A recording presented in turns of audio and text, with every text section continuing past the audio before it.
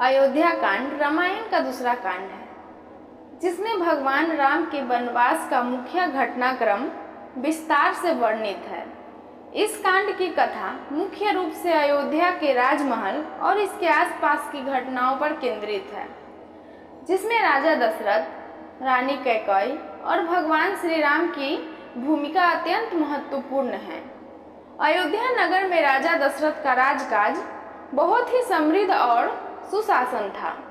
राजा दशरथ का जीवन उनके 4 पुत्रों राम, लक्ष्मण, भरत और शत्रुघ्न के साथ बहुत ही सुखद और आनंदपूर्ण था। राजा दशरथ के मन में अपने बड़े बेटे राम को अयोध्या का राजा बनाने की इच्छा थी। उन्होंने निश्चय किया कि राम की ताजपोशी का उत्सव बहुत ही भव्य होगा और अयोध्या को एक आदर्श राज्य के रूप में प्रस्तुत किया जाएगा। राजा दशरथ की दूसरी पत्नी रानी कैकेयी, जो अपने पुत्र भरत को राजा देखना चाहती थी, कैकेयी ने अपनी इच्छा पूरा करने के लिए दशरथ से 2 वचन प्राप्त किए थे। एक वचन था कि भरत को राजा बनाया जाए और दूसरा था कि राम को 14 वर्षों के लिए वनवास दिया जाए। जब दशरथ ने राम के राज्याभिषेक की घोषणा की, तब रानी कैकेयी ने अपनी वचन की मांग की। रानी कैकेयी ने अपनी इच्छा पूरी करने के लिए दशरथ पर दबाव डाला। उसने राजा को याद दिलाया कि उसने उसे 2 वचन दिए थे और अब उसे पूरा करने का समय आ गया है। दशरथ ने अपनी स्थिति को समझा और हृदय से दुखी होकर अपने वचन को पूरा करने का निश्चय किया। यह घटना अयोध्या में एक गहरा आघात लेकर आई।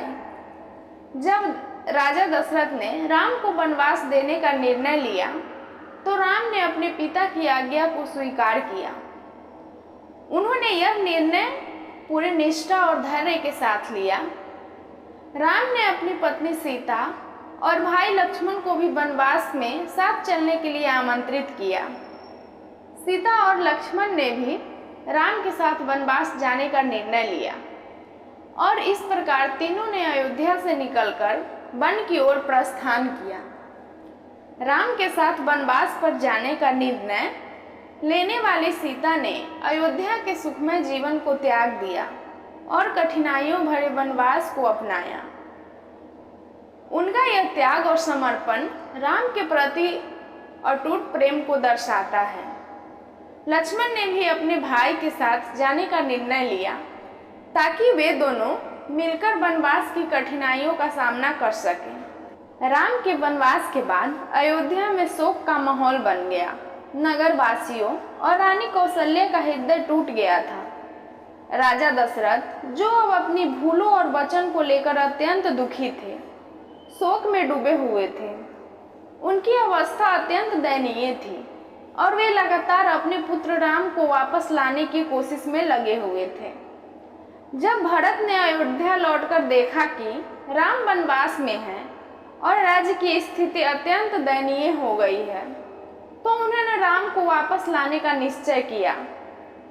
भरत ने अपने मंत्री और भाई शत्रुघ्न के साथ वन की ओर प्रस्थान किया और राम से मिले। भरत ने राम से आग्रह किया कि वे वापस अयोध्या लौटे और राजगद्दी पर बैठे, लेकिन राम ने अपनी कर्तव्य का परिचय देते हुए वनवास के आदेश को स्वीकार किया और वापस लौटने से इनकार कर दिया।